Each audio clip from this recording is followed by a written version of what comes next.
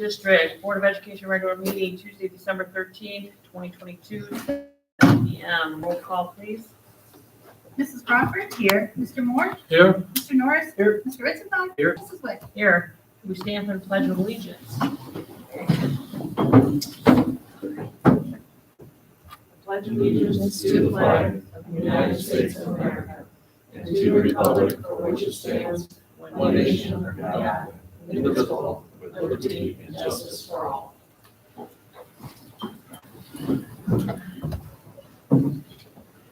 Do we have a motion for adoption of the agenda? Yeah, before we make a motion, I'd like to either pull part 7, number 2, and do separately, or I would like to do each one of those separately. Which one? Under the board discussion, because it says approve, so I assume we have to vote on it. I'd like to either vote each one separately or do number 2, whichever you prefer.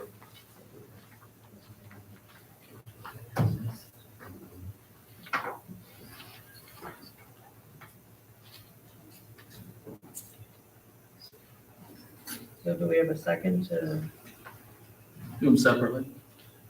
Separately? Yeah, that's Yeah, fine. let's do it separately, yeah. Okay. Each item then, under item 7, board discussion Yeah, comments? be Yes. one and 2 and 3.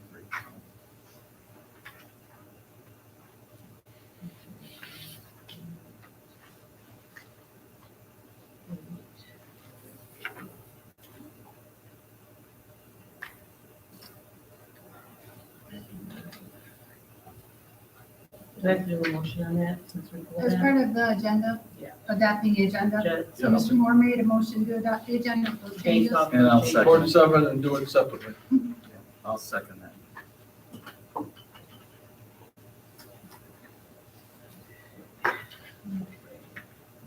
roll call? Mrs. Crawford? Yes. Mr. Moore? Yes. Mr. Norris? Yes. Mr. Ritzenbaum? Yes. Mrs. Wick? Yes. Okay, special presentation. Yes, we have our Safe Routes to School gentlemen here, Alejandra and Sam, and then from City of Norwalk, Public Works Director Aaron Osborne, so familiar face there. Dan and myself have been working with this group along with Norwalk Catholic, looking at opportunities to get our kids safely to school with some grant funding. So the presentation is here this evening, fortunate to be at our school board. I know last time, I believe in 2014, it was at the city council, so I know that's happening at the same time as well. So we've opted to have it in front of our school board so the community can hear what this consists of. Mr. Osborne. Thank you. Again, my name is Aaron Osborne. I'm the Public Works Director for the City of Norwalk. First, I'd like to thank Norwalk City Schools for inviting a few of us to attend the fifth graders field trip to the reservoir. A few of us were able to speak to them and educate them a little bit about keeping stormwater clean and how that water ends up getting treated and turned into treated water. We appreciate that. Hopefully we educated them a little bit on that. So the reason we're here is, so our old plan, Safe Routes to School plan, was last done in 2014. And they're only good for 5 years. So I reached out to Norwalk City Schools, Norwalk Catholic Schools, and asked if they wanted to participate in updating our plan.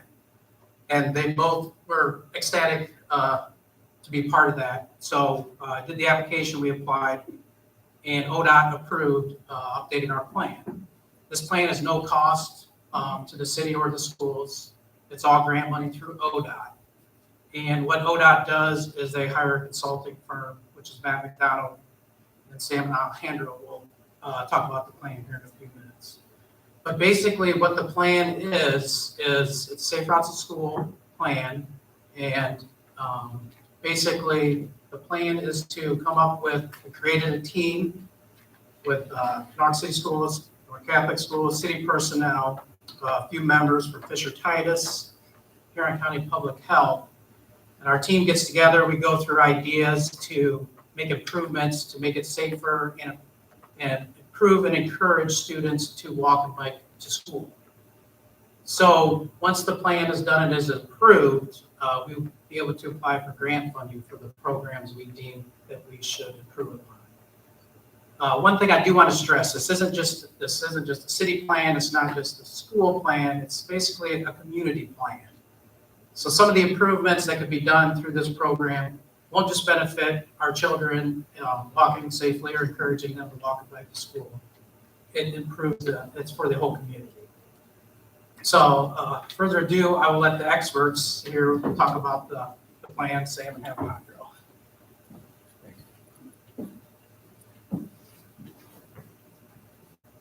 Thank you, Aaron. Okay, so Alejandro and I are from Mount McDonald. We are one of a number of consultants on board with the Ohio Department of Transportation to assist communities in preparing safe routes to school plans and school travel plans. Just a bit on what the Safe Routes to School program is. It's a federally funded program. It's about 20 years old. And the goal of the program is to encourage and enable kids to walk and bike to school safely. Simply put, where it's safe to walk and bike, let's get children to walk and bike. And where it's not, let's make changes so that it is. Why was the program developed federally? Why was it adopted by the state of Ohio? So many reasons, but safety is at the forefront. Creating healthy habits in young kids that can have lifelong impacts. Improving behavior, focus, grades, all things tied to healthy lifestyles. Positive impact on the environment. If more kids are walking and biking, there theoretically are fewer cars on the road. And so that also equates to a reduction in congestion. And then just the creation of this plan, the implementation of this plan can help bring a community together. And that's real. We've seen it happen. So there are essentially 5 elements of Safe Routes to School, and then a 6th that's tied into the other 5. So the main components of this program are education, encouragement, enforcement, engineering, and evaluation, and then an equity piece that's tied into all of those. And I'll cover these in a little more detail. The statewide program is run by Kate Harley, who is with ODOT, and she sits in Columbus. She manages this program across the state. And your local contact with ODOT is Jeremy Adato. He is with ODOT District 3, and he will get involved in this process at the point of applying for funding. And there's plenty of resources online if you're interested in learning more about the program in general. So Aaron mentioned funding. The first part is our assistance, consultant assistance, 100% funded by ODOT. The second part is to fund programs that come out of the plan. And those can be education programs, encouragement programs, and also infrastructure improvements, so physical things. Signs, pavement markings, sidewalks, any physical addition or reconstruction or improvement to help aid students walking and biking to school. The limits for funding for 2023 are $500,000 for infrastructure improvements and $60,000 for non-infrastructure. I'll get into a little more details about what some of these may be, examples, and then recommendations for your community. ODOT does allow for requests for 2 years worth of non-infrastructure improvements, up to $120,000. The applications, they are once a year, the window is open, and ODOT is currently covering 100% of all costs.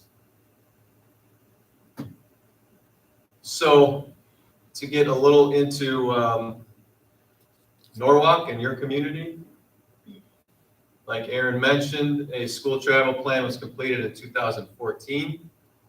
This was meant to be a bit of a refresher, but also kind of a new look And this also ties well with the Huron County Active Transportation Plan. A lot of similar things between the two plans. So now your school travel plan. Here's the team. And Aaron mentioned we had representatives from the school, the city, public health, law enforcement, and ODOT, just to name a few.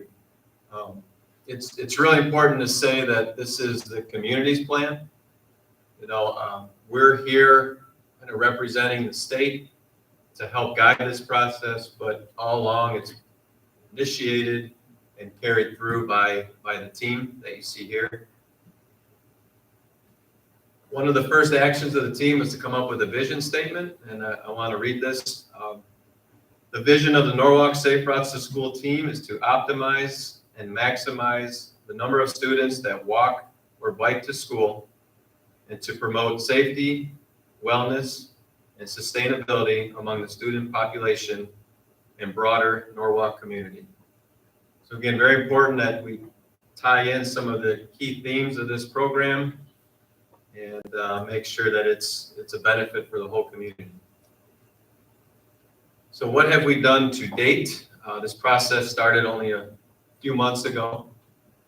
We completed walk audits, which means we went around to each school.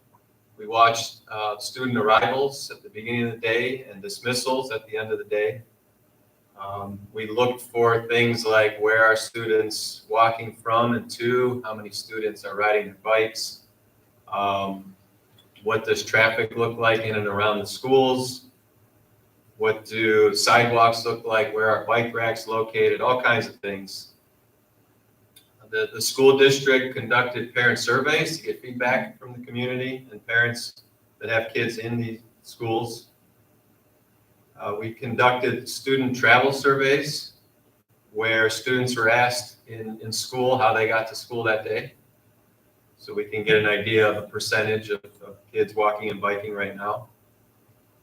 And then ODOT provided us with, or the state, I should say, provided us with a number of pieces of information about the schools. And then the team, one of our first in-person meetings was to come up with some ideas of what are barriers, what are gaps, why aren't students walking or biking to school? And the part of the process we're in now is to come up with some recommendations to bridge those gaps, to remove those barriers. So I will present a few of those, and we will have a couple week period where we'll take comments and then we'll continue to discuss as a team before we finalize any recommendations. A bit on some of the data we collected. I mentioned the student surveys and the parent surveys. Again, the state sent us information on enrollment at each school, demographics, and student locations. This map here was provided by the state of Ohio, and there are small green dots that represent where students live that go to this school. And the red icon in the middle is the school, and the different shading is how far away you are from that school. Quarter mile, half mile, mile, 2 mile. This map also shows crash data. So yellow circles are a crash that occurred in the last 5 years that involved a pedestrian. And the bike symbol is a crash that occurred in the last 5 years that involved a cyclist. These are not specific to school-age children. These are any crash that involved a pedestrian or a cyclist. But it's important that we look at them all and overlay them on this kind of map to see where some hot spots might be, some safety priority locations. So I'm sharing this to kind of show an example of some of the things we look at in this process. All right, I want to start with some general observations. These are observations that Alejandro and I made as outsiders not living or working in your community. And they're all positives for a community that that values walking, biking. Lots of narrow streets, which is a good thing for people walking. Sidewalks almost everywhere, another great asset to have. Parks, paths, lots of ways to get around. Good pedestrian and bicycle infrastructure. And by that, I mean lots of signs, crosswalks, well painted. Just overall, I guess our impression of the city from the standpoint of this travel plan was there are a lot of good things going on in the city already that we could build off of. And all these things speak well to ODOT when and if you apply for any of these grants. Full bike racks, and we were out here on several different days. Didn't matter the weather, rain, cold weather, nice weather. A nice amount of walkers and bikers at all the different locations. Okay, so here's a list of some concerns or issues brought up both as the team and through the parent surveys. Number one, in no particular order here, but number one, a lot of the schools are near major roadways. So if you live on one side of the roadway and you want to walk or bike to school, you have to cross a major street, whether that's US 250 or 20 or a number of major routes through the community. Number two, a lack of education and programming for walking and biking directed at the students. Number three, just a general perceived safety risk. This one came from the parents. Just why, one of the biggest reasons why parents responded to the survey, why they didn't want to send or allow their kids to walk or bike was just perceived safety. And this could be a lot of things. This could be, tied to number one, crossing a busy roadway. This could be speeds of vehicles, distracted drivers, a wide range of things fall under that bucket. And then number four is related, but a lot of the intersections have school crossing guards. So one of the concerns was from parents, my student or my child would have to walk through an intersection that didn't have a crossing guard. So that's a vague but general, but a big picture of some of the concerns brought forth. Now I'm going to touch on, Alejandro and I are going to touch on some of our initial recommendations for the city, things that are eligible for funding and things that we discussed as a team or things that were brought up by parents in some of the surveys. So number one, I'm going to start with education. Due to a lack of existing programs, we think there's a real opportunity here to both have parent outreach campaigns as well as student education programs. ODOT has materials geared towards different grade levels, different ages that they've developed that can be worked into lesson plans as part of regular school and regular classes. There's also after school programs, assemblies, all kinds of things that can fall under this. But kind of a two-pronged approach of really educating parents and students about the benefits of walking and biking, some of the rules of the road, some of the safety hazards, things like that. Another one I'll quickly mention is a bike rodeo, which is what you see on the picture on the left. This is usually a one-day event where we invite students, we teach them how to properly, maybe dismount a bike when they're crossing the street, how to properly fit a bike helmet, rules of the road, where they should be riding their bike, where they shouldn't, and things like, important tips about locking your bike up when you're at school and things like that. Encouragement, some recommendations to encourage kids to walk and bike to school.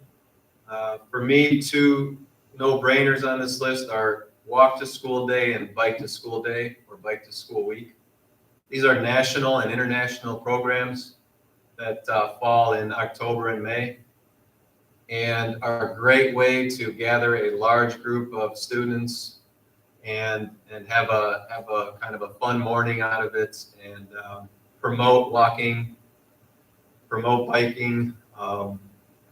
You know, some schools do, you know, dads on one day, moms on another, things like that. Different ways to get creative with walk to school day and bike to school day. And ODOT will pay for incentives. So you could apply for grants for bicycles, helmets, locks, all kinds of things where ODOT will fund prizes essentially, where you can have an incentive program for kids that repeatedly walk or bike to school, or, you know, random giveaways on walk to school day, things like that. Enforcement. This one, you know, targets two areas. Number one is police enforcement, which is already, you know, prevalent at the schools and in the community. One of the perceived issues from parents was driver speed.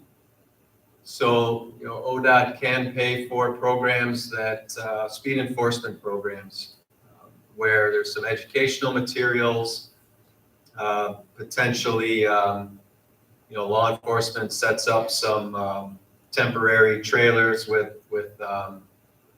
you know, your speed is signs like shown in this picture, and just targeted times of the year trying to reinforce, hey, kids are in school or they're back in school. It's time to obey these school zones. I won't cover all these. Another one I want to touch on was ODOT does pay for crossing guard training. So they won't pay for new crossing guards, but they will pay for programs that kind of go above and beyond what a normal training would be for a crossing guard, and focuses a lot on the kind of things we're talking about today. The last, second last one here is evaluation. This one's pretty simple, but I think the big takeaway in evaluation is you really won't know if what you're doing is working unless you've taken some before and after data. So we've taken a lot of before data, how many students are currently walking and biking. My suggestion is that the team, the community, the schools, the city continue to take some data on how many kids are walking and biking. Reevaluate the school travel plan. It doesn't have to be every 5 years or so. Take a look at it every year or two. And especially if anything changes in relation to building location, or you know, if something changes at one of the schools, it's a good time to look at this plan and consider updating it. And I'll turn it over to Alejandro to cover some of the engineering countermeasures, and we'll be wrapped up here. Right, thanks, Sam. Throughout this process and through discussion with the schools, the city, and from feedback from the public and the parent surveys, we identified some key areas for potential infrastructure improvements along major walking and biking corridors near Norwalk schools.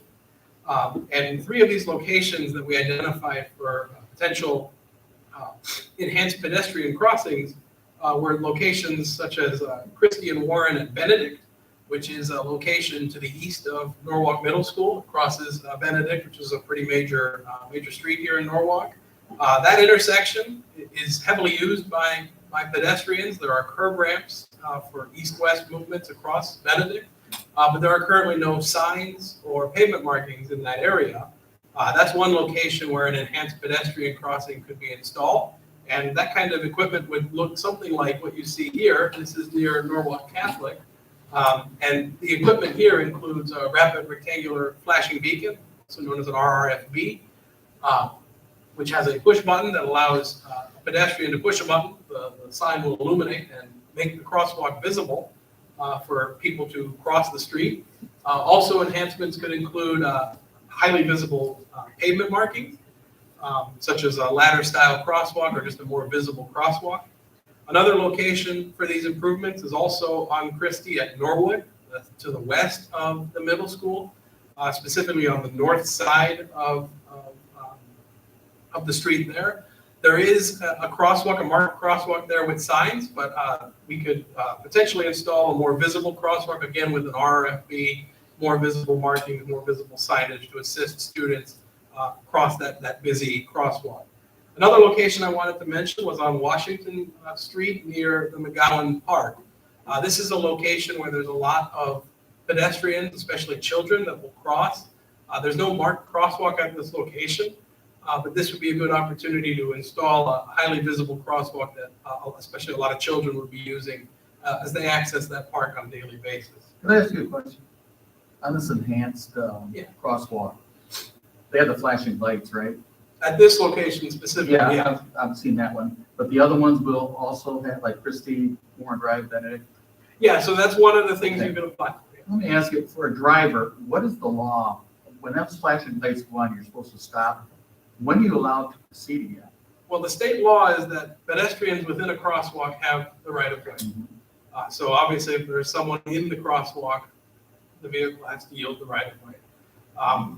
What the intent of these devices is to do is to warn an approaching motorist that there is a pedestrian that is immediately going to be entering this crosswalk. Obviously, once they enter the crosswalk, the vehicle has to yield. Just today, at this intersection, at this crosswalk right here, I saw an older girl run up to that, hit that button, and those lights come on right now. And I was able to stop because I saw what she was gonna do. But I'm thinking about, man, yeah, that's 250, and those semi trucks come in there. If we have a person go up there, I wanna see if I can stop this traffic, they hit these buttons. What's gonna, with the Yeah. trucks coming, can they stop in time? Because these kids, as soon as those lights go on, they walk across. We'll need education, I think that's the answer right Right. there, is that with the education recommendations we've made, that's an important part, making sure that pedestrians, especially children, are well aware of how to safely traverse a crosswalk. how to This is safely in use these school devices. zone, Benedict, isn't it? Yeah, but if they have those flashing lights, like at the Well, hospital in this one. I'm just saying, they're going a lot slower here. Right, than that's they what are in the easy. Benedict, yeah. You're right, yeah. So when if the kids or whoever is in that pedestrian, that crosswalk, once they've cleared it and the whole thing's clear, the lights are still on flashing, are the drivers allowed to proceed? If there's no one in the crosswalk, the driver can proceed, and the lights are basically intended to say, proceed with caution if you don't see a pedestrian. Those things are timed, the devices are timed such to allow, press the button, there's a minute waiting period, and the lights start, and it's timed such that it has enough time for a pedestrian at a normal walking pace to make it through. Some people might go through faster.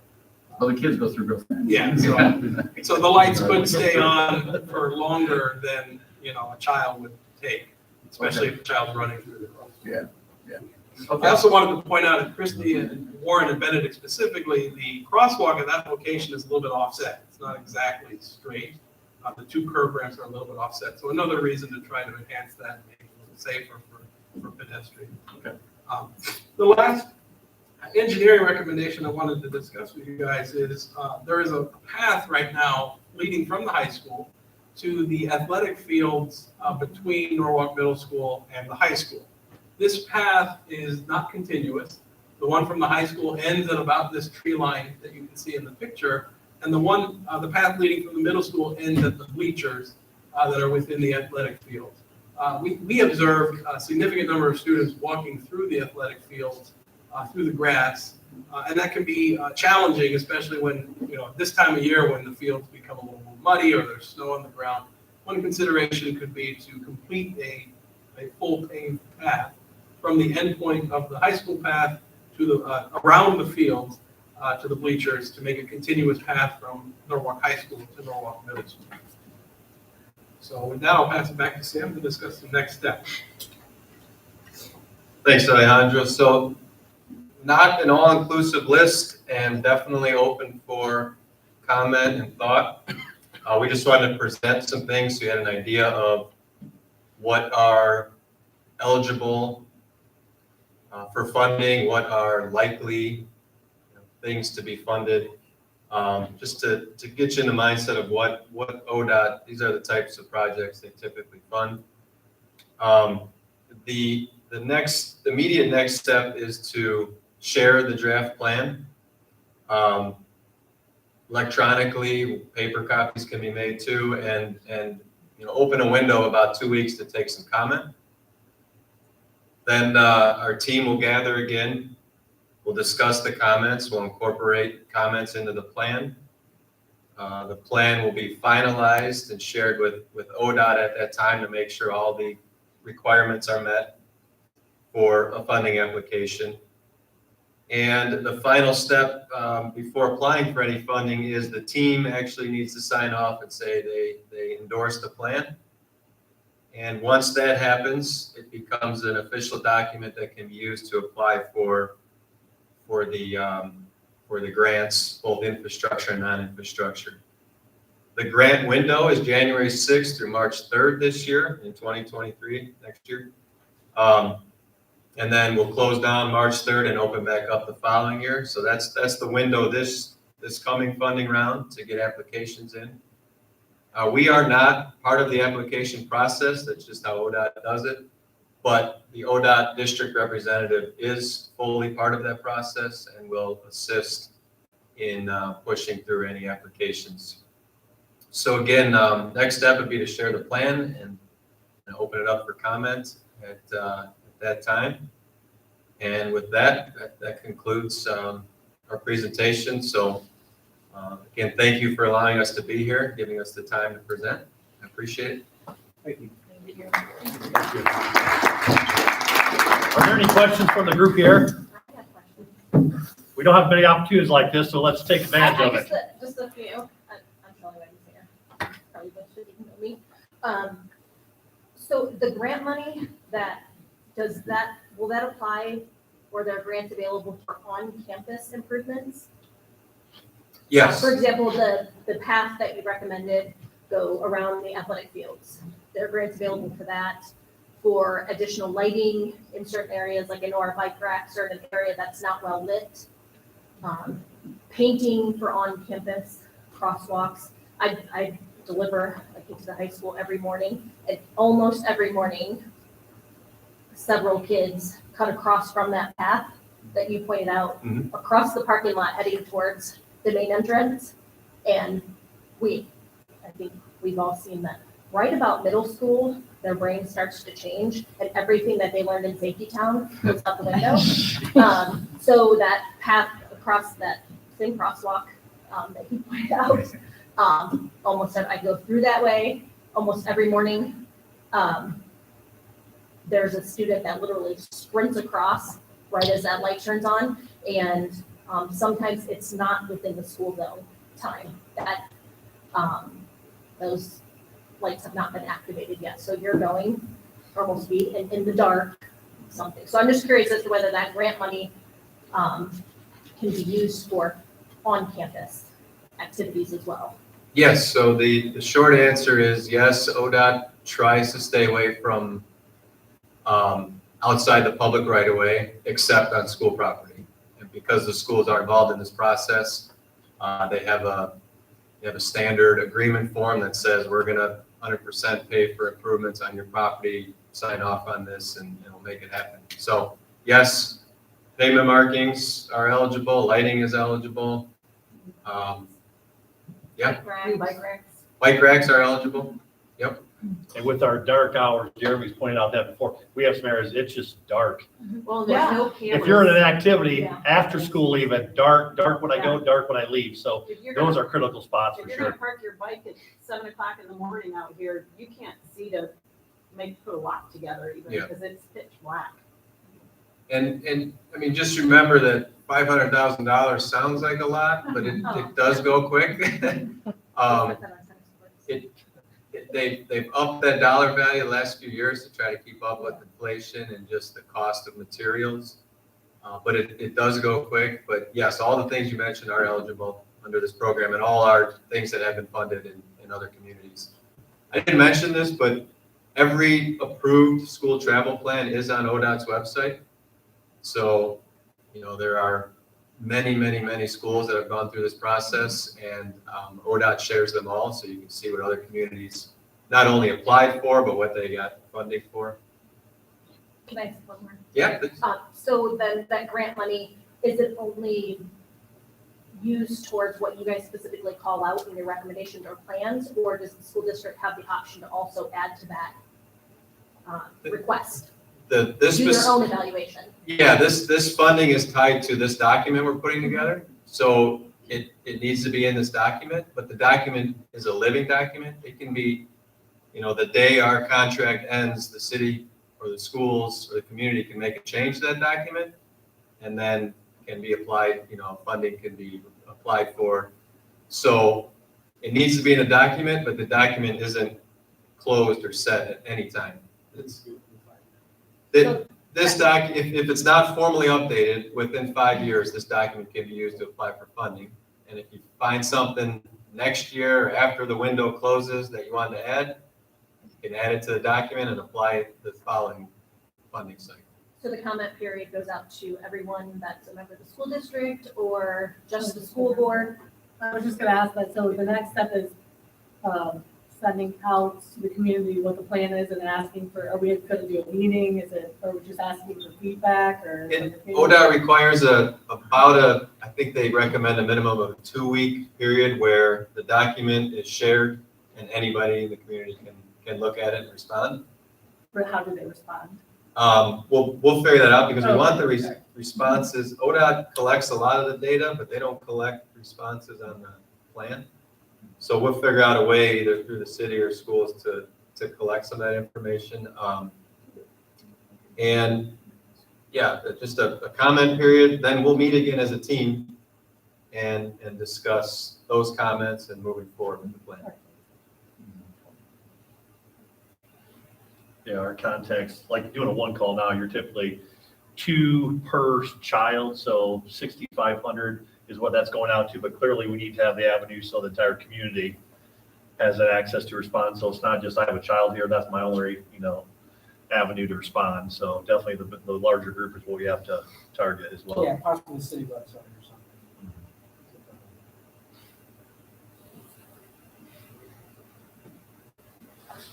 Good. Thank you. Thank you Appreciate it. again. Thank you. Appreciate it.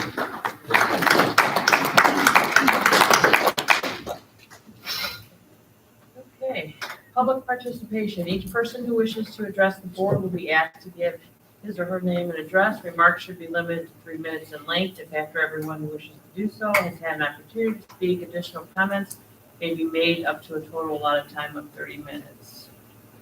Anyone?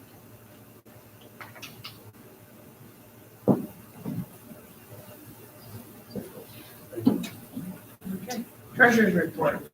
Okay, I sent out the minutes from the November 8th, 2022 meeting.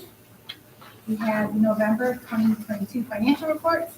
November, there wasn't there wasn't too much that occurred in November. Basically, the biggest highlight of the month was the bond payment, which was $978,000. And we only have 3 more payments to go. 3 more large payments. We have interest payments, 6 more interest payments. But that's really good because once our bond is paid off for here, we should be able to move into hopefully our next project and have that be the elementary school. So the last time our taxpayers will see that is 2024 because of course taxes are paid in arrears. So even though we have 3 more payments, there's only 2 more that's going to be on the tax bill. So that's pretty exciting. We also did have a new CD. Interest rates, of course, are going. It's amazing to look back and see that, like a year ago, we were only getting 0.03. And this latest one was over 4%, almost up to 5%. So that's a big deal. Of course, we hope that comes back down by the time we're ready to sell bonds again for the new building because we don't want to be selling them at a high interest rate. But that's pretty exciting. The Norwalk Public Library is a school district library, so therefore the board gets to approve any trustees and approve their budget. So they're adding Ryan Winkler to fill a unexpired term. I think it was for Mrs. Gerken, possibly. Then we have the Compass program fee. Compass program we use both for credit recovery and for our students that want to work ahead. Say they have a class that conflicts with their schedule in the next semester, they can take that. There is a cost to that. We pay North Point to do this, plus we have to pay Jefferson County to provide the licenses for this. So this just basically covers our costs of those 2 things for the Compass program. We haven't updated the cost for many, many years, so we want to at least get current with what it's costing us to provide that. Then we have some textbooks, obsolete textbooks to dispose of, high school textbooks, language arts and foreign language, and they're actually going to be recycled. We have a textbook recycler that comes and takes these.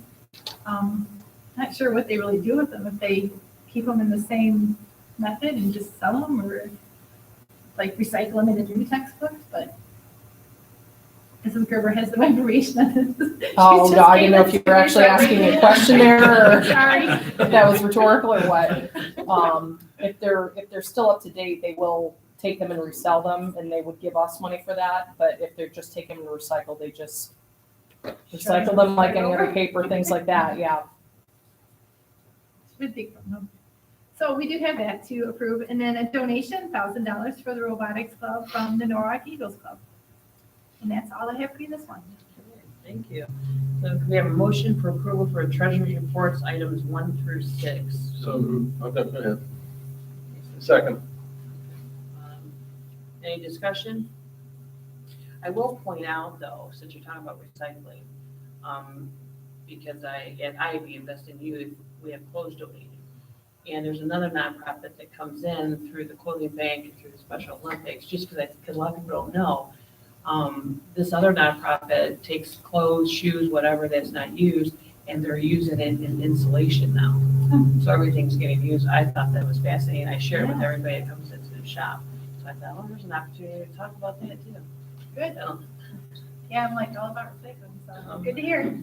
roll call? Mr. Norris? Yes. Mr. Moore? Yes. Mrs. Crawford? Yes. Mr. Ritzenthaler? Yes. Mrs. Wick? Yes. Personnel? Yes, items for approval. Number 1, resignation. We have Jessalyn Lieber. She was an educational aide for us at Maplehurst. She's actually going to maternity leave. Great with our students. Mr. Moore said she did a tremendous job, but obviously personal reasons. She is going to not be with us, but you'll see later that she is going to sub for us. So has done a great job, but that is her avenue. Number 2 is we're sitting the hiring of Todd Fox as our head wrestling coach. He was previously hired at an earlier meeting, so that's simply rescinding that contract. Number 3, employment of Morgan Hoyt. She's a special education teacher. Morgan Krupp, for those in the crowd that may know, she's a Norwalk Charter graduate. She's a special ed teacher for us at Norwalk Middle School. That is actually a new position based on the students that we have there, and she is a tremendous, definitely a fireball and a huge addition for our kids at the middle school. Very excited here, number 4, so employment of Anthony Rourke. He is a bus mechanic for years and years and years. Our district has talked about adding a bus mechanic, and we have finally done that. So he is actually starting tomorrow with us. So the intent here is saving a lot of money, and I think those that'll be realized fairly quickly with us not having to send buses out for general maintenance and bigger items. And he's coming to us from Avon. We actually had interviews with multiples from area schools that were bus mechanics, and he's coming from Avon School. So a lot of experience. He's going to be a huge addition, and we look forward to welcoming him into the fold just tomorrow here. Employment of Morgan Savage, so that goes back to October 12th. That's when she was hired in the previous year, so that's a 1-year contract at teacher member rate. Number 6, we have employment of substitutes, both classified and certified. As I had mentioned earlier, Jessalyn is listed there. So when possible, she will be able to sub for us. The EPAC team, that stays in the same grouping that we had last year. Those are in the event that Morgan Savage is not available, that they would step in for covering events that happen in this space in the Ernst Townsend Performing Arts Center and or the Art Gallery. 7, we have supplemental contracts looking at Norwalk High School. So we have our spring sports coming up. We have baseball there with Chris Jackson, Derek Pigman, boys tennis, Ray Scheid, Sarah Oberly. It's kind of like getting the band back together. They go back years and years ago. Ray was the head coach. Sarah Oberly was his assistant, and they are doing that now for boys tennis. Joe Kaiser listed as track. We have Eric Metzger. Previously talked to you about him as a volunteer. He is actually our head coach for wrestling, and he will be in the paid position now. Number 8, we have special contracts for spring as well. We have Julie Schmidt, Brian Preston as softball coaches. Track, Phil Oglesby, Mark Singlinger. And then looking at number 9 is additional extended time. So Michelle Sander and Sandy Stewart, they are our 2 high school counselors. The time that's accounted for there is to account for the time that we do not have with a counselor will be absent from us. So Michelle Sanders, 10 days, she has picked up additional letters in the alphabet. So she basically has had that job. Sandy Stewart is a transition coordinator, so she has actually not been in that role. So when you say what's accounting for a 30-day and a 10-day, working with those 2 ladies, and obviously we're trying to project because we absolutely have no idea how much work, what this is going to take to complete for the end of the school year. But we're saying with the advice of these two ladies, they're thinking that could do it. Obviously, we're getting our money's worth there because they both put a lot of hours in. Like I said, I would not trade either one for the services they provide our students. So that's the 30 and the 10 days accounted for there. Number 10 is mentoring for our new teacher. So as mentioned earlier, Morgan Hoyt, she does have some experience, but it takes a 4 years. So she's not completed a full 4 years. So this is, I believe, year 3. Callie Baker, as a middle school teacher, will be serving as her mentor teacher. Several volunteers, that's always awesome, as mentioned earlier, to have people that are willing to help with our students in the classroom setting and or coaching. So you have several listed as classroom volunteers. Number 12, you're looking at volunteer coaches. So Trenton Goostrey, we hired father in our last meeting, and this is son. He will be joining the ranks in Norwalk Middle School. And then you're looking at both spring and winter sports for volunteers as well. So baseball, you have Mr. Pigman here, but you're looking at a lot of former trucker baseball players that will be helping out in volunteering. Jamie Wade coaches child. Softball, Marissa Kath. Boys tennis, your standard names, Harry Love, Eric Mosina, and David Redberg. And then on the back, the one name there on the very back is Tracy Summers, who is a huge addition in the track program. As you know, a competitor at the highest level herself, and very good with our kids and helps in many different ways to assist our schools. So those are our coaches. So that is the personnel. Okay. We have a motion for approval for personnel items A1 through 12. Second, Second. any discussion? Roll call? Mrs. Crawford? Yes. Mr. Norris? Yes. Mr. Moore? Yes. Mr. Ritzenthaler? Yes. Mrs. White? Yes. Superintendent's reports. Yes, for items for approval, we have 2 items. The first one being upgraded facility charges. So we had discussed this earlier. Again, this is Fisher Tice Learning Center. This is the EPAC, the Art Styles and Performing Arts Center next door, and the Art Gallery. Looking at these 3 spaces and trying to make it more clear to our people, our internal and our external folks that use these facilities, what our costs going to be. So obviously, as we know, all costs are rising. There's no doubt with that. So we're looking to streamline it, making it easier with our SC view and invoicing and making payments. And I think to make it clear and there's more clarity to the people renting this space. There's a lot of incidental things that happen here where you don't necessarily know. You're expecting a space, you don't know our custodians need it, how many hours. Those things are billed afterward. We want it so there's an upfront cost. So you know when you sign a contract, here's what I'm paying for, here's what I'm getting. So that's the primary benefit of this updated facility charges. Looking at in the breakdown, if you've looked at the attachment, you have student interest, which is $0.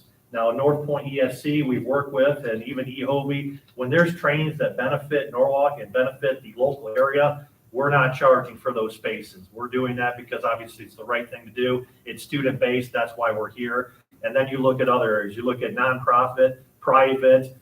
Do people charge for admission? Is there not? So those are kind of defined. So when you know, it's much more clear. And the invoicing, the payment will be faster because that needs to be a streamlined process because it has not been that in the past. So that's the first one there. The second one is we have a student that will be attending New Story School. So we had talked about the school previously. We have several of our students here in Norwalk that attend through an autistic scholarship. It's a special education, kind of high intensive academic, behavioral, social that you're working with students. So this is a student that we work with parents in this school and saying this is the best placement.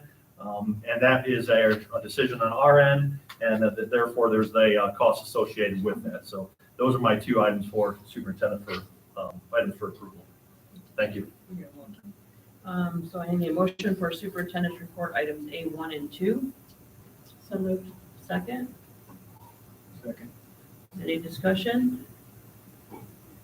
Roll call? Mrs. Crawford? Yes. Mr. Norris? Yes. Mr. Moore? Yes. Mr. Ritzenthaler? Yes. Mrs. White? Yes. So item B, is that supposed to be under the superintendent's report, or is that on its own for items for discussion? For our January organizational meeting? Is that just the whole, we're not It's just voting on really- that, it's just a You statement, don't need to vote right? on it, just discuss Yeah, it, it's make sure just a the date is statement good that, on the 10th. And then, I don't know, did you want to start earlier? I was Or- just thinking, we normally start a half hour earlier. I was just gonna ask if, So 6:30? Okay, Or even Is that gonna be six? okay with everybody? It would be only 6. I'm good. I just thought because it's January, I It's figured dark, you're I kind can't- of, yeah, so what if we did like 6, 6:15, 6? So then I would make our 4:30. January meeting, we start at 6. So Well, it I'm started saying at 6:30. 6, but, I don't know, It's usually a half hour before our normal I'm just scheduled fine. meeting. whatever you want. I'm fine with that either.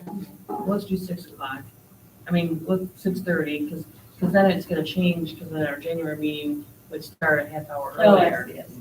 I guess, because we're at 7 unless we change that in January too. So let's All do, right.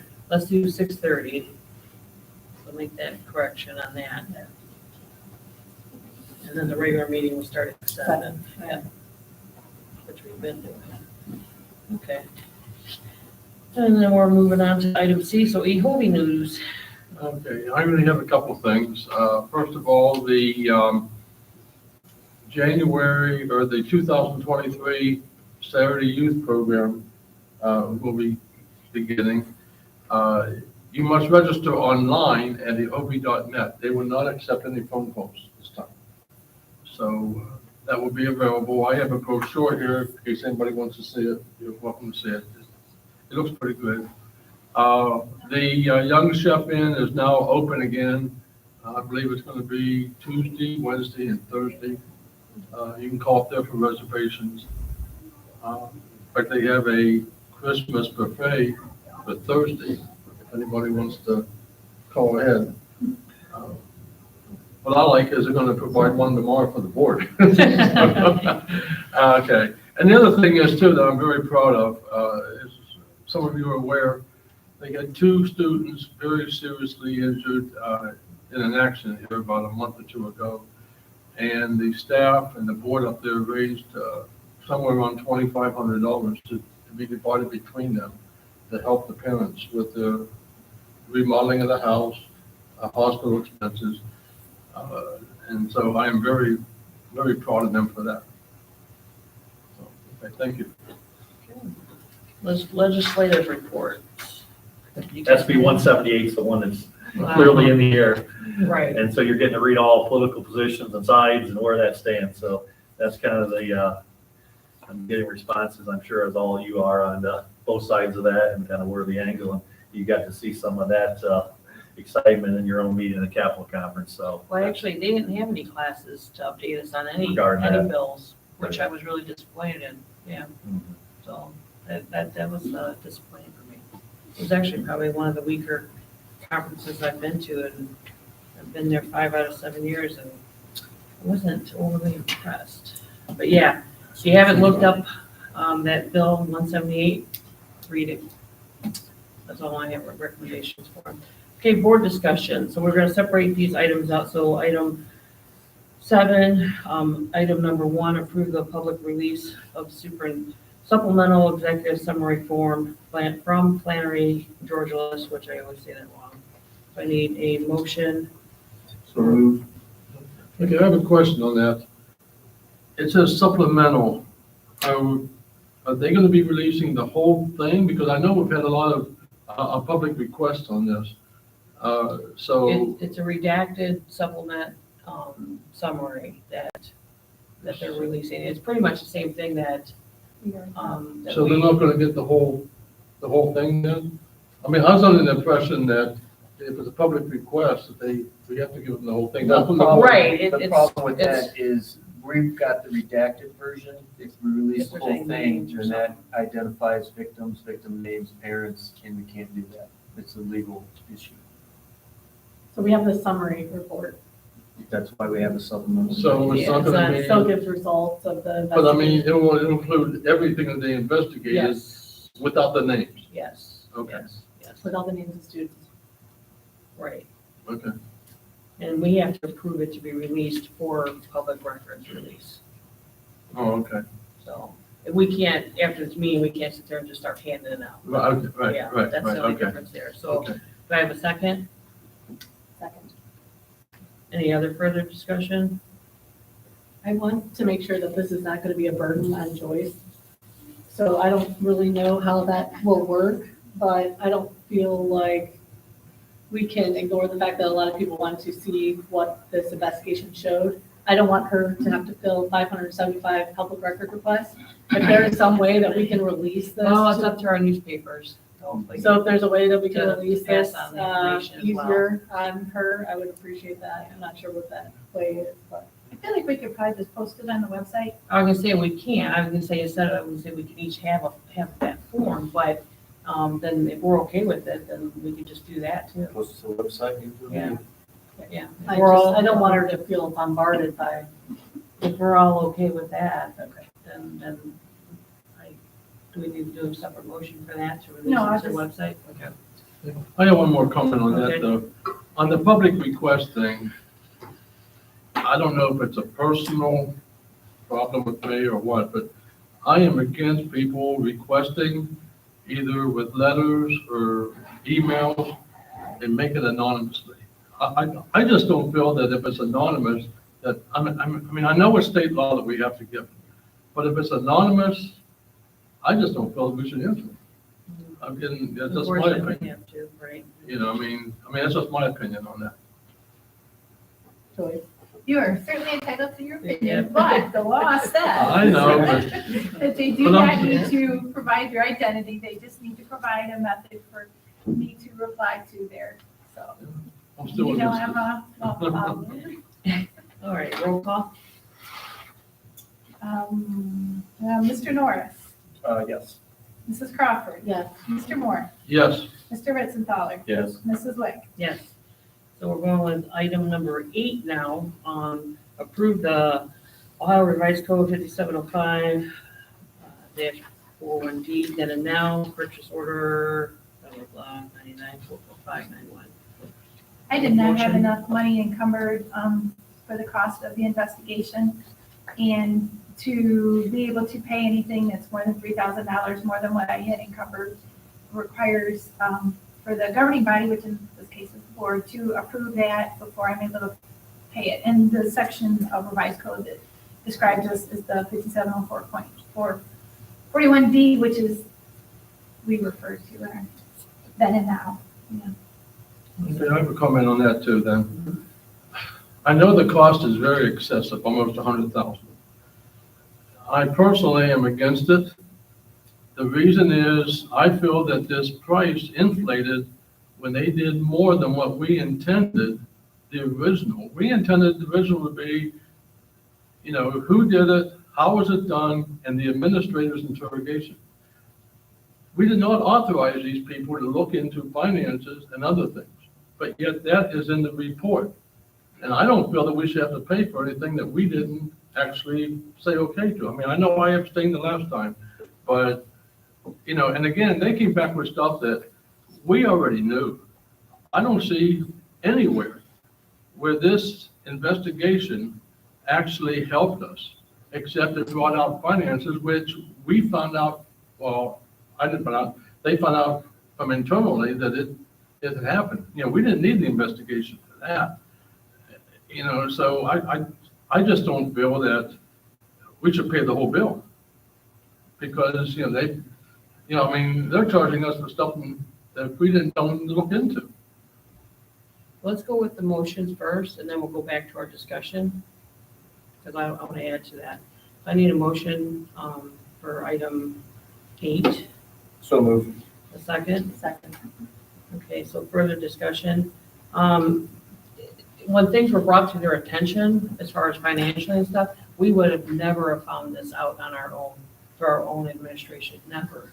Which I disagree And with. as far as, all right, as far as a dollar amount, there's no dollar amount when it comes to a student's safety. I mean, if we had paid 2 times, 3 times this, yes, I'd do this. This investigation, the people that were involved in this have 22 years plus experience with FBI. They did, you know, if there was a question about something that when there was the reports that they had with certain people that they talked to, they're going to look into it. We would have never found out half of this stuff on our own, ever.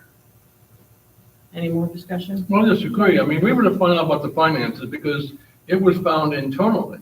So we would It have. was gone found out- internally because they were No, because of- investigating the finances. Right. No, I wouldn't have, Well, why were they investigating the finances? We didn't Because know. it was brought up. because of Well, somebody they I disagree, interviewed. but, and again, you're saying, and I agree, that there's no dollar amount we can put on our student safety. I agree. But I don't see anywhere in this report talks about safety. It talks about how they were investigated and stuff like that. There's nothing in there about safety. Did you not read the report? Yes, I did. It, I read it twice. it exactly discusses the safety of the children and what led to the events. Well, Clearly okay, states in the statement. okay, I mean, you want to look at it from that route about no supervision being safety, okay, then I'll give you that. But I'm looking at safety and keeping them safe. I mean, other than that, but like I said, the finances was not part of that initial investigation. We brought it up. Through their investigation, it was brought up, so they had to look into it, Who's it brought up by? people that they interviewed. That's right. That's right. And they told him that there was finances. But yet we're making it look like they investigated and found it. They didn't. Is it okay if I make 2 points? Oh, yeah, yeah, let's go Okay, on thank you. I just want to make sure. Okay, so the first point is, I know that the executive session is private, so I won't go into depth, but the only person on this board that was not there was Mr. Ritzenthaler due to surgery. When we went over the choice about making the call with the investigative team, with our attorney, there was no question that we went forward. So I just want to make sure that that's very clear, that now that there's division, discussion right here, that was not happening when we made that decision to go forward. There was enough legal reason to move forward.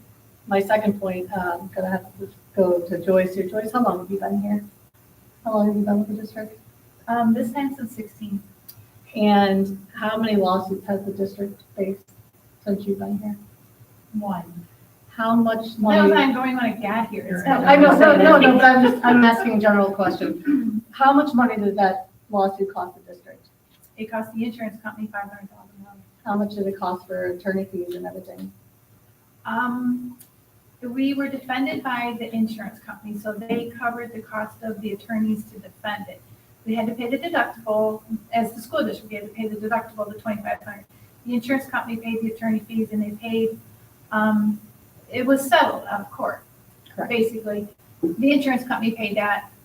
But, when the insurance company pays, whether it's a business, a private, whatever, it, in the end, comes back to the people that buy insurance. That's how insurance is paid And I'm for. sure our So insurance went up, I'm sure, by settling. we had, that shows on our claim history, just like if you have claims at home. So, Okay, I guess my point to you, or point to everyone here is, that none of us are up here trying to be fiscally irresponsible. But when it comes to, when we're getting advice from our legal counsel, and there's enough evidence before the investigation even occurs that there could be a lawsuit to the district, we're gonna do whatever's best to save the money for the district in maybe possibly later on. But also, like other board members have said, there was a significant amount of complaints that made a lot of things come up. Safety of our kids, if our administrators / coaches were doing their job and making sure that they were, watching the kids and everything like that. But there was also a lot of people within this district that didn't feel comfortable coming to their administrators. That's why they told the investigators. So I want you guys to also remember that we, like me and Jeremy, we're very new here. So when we're getting complaints that are significant and they seem relevant, and we're asking our legal counsel for advice, we're going to take that advice seriously, and that's what we did, the 4 members that were there, and there was absolutely no disagreement on moving forward with that. Also, I want to say that the financial part is fraud. It's fraud. So the fact that they stumbled across fraud, that's significant. Just as significant as it is for the safety of our kids. And to say that it didn't give us anything, it doesn't give us anything if we don't do anything with the findings. Then it didn't give us anything. So if we have this report back and we make no changes, We make no changes with our policies and procedures. We make no changes with how our community and our teachers and staff feel about coming to administration when they have concerns and how those concerns are followed through. If we don't make changes, you're right. That's a waste of money. But as long as I'm sitting up here and this board is in charge of policy and procedure, we are not going to waste money. We're going to change the policies and procedures so that this doesn't happen again. Hopefully. Will we be making a policy change as far as the finances then? Because these finances things has occurred in the past. Past boards I have think been it's approved of necessary. it and nothing has been done. I think it's necessary. And actually, I think training is necessary. I was too. gonna wait for January's meeting, but since we're talking about it, there are other school boards that meet twice a month. So I don't know how you guys feel about it. They do one meeting as a Are workshop. we doing that? Yeah, we did when we updated our policies, policies, when we did our procedures. policies. But they do it every month, and I think we need to possibly look at that option, which we'll discuss further. But yeah. But I know, yeah, you're working on, because there is paperwork financially as far as what you pass out, but things are gonna be updated. This is definitely a lesson learned. And we can always do better. Yeah. As far as our fundraisers, the way they're handled, the internal controls with it. Fundraisers have always been an issue. There's no doubt about that. It's hard when you're collecting a lot of cash from a lot of students. The internal controls are difficult. There's no doubt about that. And we can always do better. Definitely. Unfortunately, a lot of this, we don't have any control over outside groups, which is where the majority of this occurred. It wasn't school funds. But I think one of the things we could do is identify where parents are raising money for. Definitely clarification, and that's something I've always pushed, is Yeah, if something is not a school-related function, if it's the boosters, PTO, the moms for this, that, or the other group, that it needs to be very clear that it's not a school function, and I don't have any control over the internal controls for these groups. And that's why this shouldn't fall on administration here, when, like you said, we don't have control. But speaking as a parent, how many of us have donated money to functions for our kids? And I just think it's going to the school district. And I just think that means it's monitored. That means, Joyce has her eyes on it, but it's not the case. And I'm not saying there's anything wrong with that, but I think it should be clearly identified as who is receiving the money, how it's going to be spent, and who's responsible for it. Makes sense. Any other discussion on this one? Roll call? Mr. Norris? Yes. Mrs. Crawford? Yes. Mr. Moore? No, Mr. Ritzenthaler? Let me explain what I'm gonna do here. I was not at the September meeting. I did not hear, as Mrs. Crawford said, because by surgery, I did not hear the ideas, the comments and everything. It was a 5-hour meeting. Wish it would have been there, but I wasn't. I offered to put you on speaker. I was in no, Till 12:30 in the morning. I'll tell you what. You were there, you just don't remember. Yeah. But I want to be, when the Flannery, George Gallus group was hired, I abstained. I want to be consistent with my vote, so I'm abstaining on this item as well. Mrs. Wick? Yes. Okay, so we're moving on to item, which I'm going to call item 9.